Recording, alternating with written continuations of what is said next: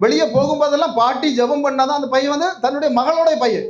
பாட்டி ஜெபம் பண்ண பிறதான் பையன் என்ன செய்வான், வீட்டை விட்டு வெளியே போவான். இதுதான் நடந்துகிட்டே இருந்தது. அப்போ ஒரு நாள் வெளியே போறதுக்காக புறப்பட்டு வெளியே அதை வந்து நிற்கும் போது பாட்டி வந்து ஜெபம் பண்ணுங்க அப்படின்னு கூப்பிட்டான்.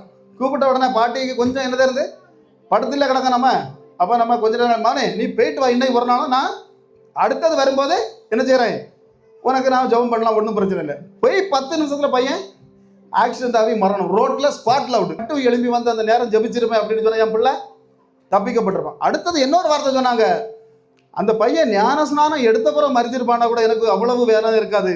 ஞான ஸ்நானம் எடுக்காம அவன் மறிச்சு அவனுடைய ஆத்மா எங்க போக போகிறது நினைக்கும் போதுதான் எனக்கு அல்லேலூயா. நான் என்ன சொல்ல வரேன்னா, அந்த ஞான ஸ்நானங்கிறது நம்ம செத்த பிறகு நினைக்கிறது இல்லை.